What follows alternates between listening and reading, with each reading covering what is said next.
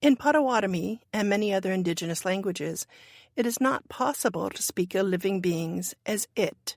Sure, we still have words for objects, desk, tractor, phone, but they do not describe anything living.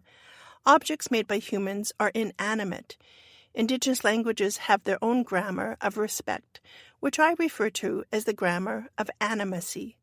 We use words to address the living world, just as we use for our family, because they are our family. Many of us feel deeply uncomfortable calling the living world it, and yet we don't have an alternative other than he, she, or they. I began to wonder if there were ways to bring animacy into the English language. I asked my Potawatomi language teacher about this, and if we have a word for a living being, not a thing, a being. He said, yeah, we have a beautiful word, Bimadazi Aki, earth life, an earth being. I knew that Bimadazi Aki would not slip easily into English, but Ki does. Ki describes a being. To make it plural, add an N, and making it kin. So when the geese fly overhead, we can say, kin are flying south for the winter. They'll come back soon. Every time we speak of the living world, these pronouns allow us to embody our relatedness to them, our connection to them. The definition of kin, our relatives, all living beings.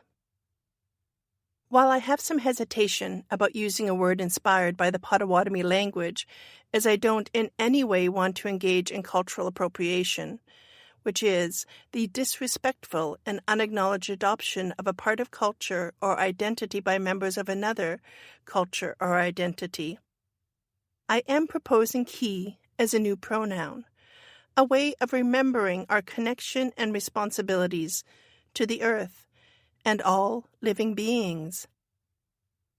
I'm learning just how widely ki is used in languages around the world, often referring to life energy.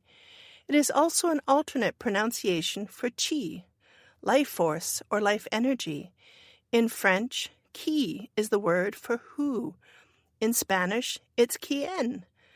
The grammar of animacy extends beyond the characteristics of the living beings you may be learning about in biology. For example, ki includes rocks, mountains, water, and fire, as well as beings that are imbued with spirit, like our sacred medicines and drums. Even stories are animate.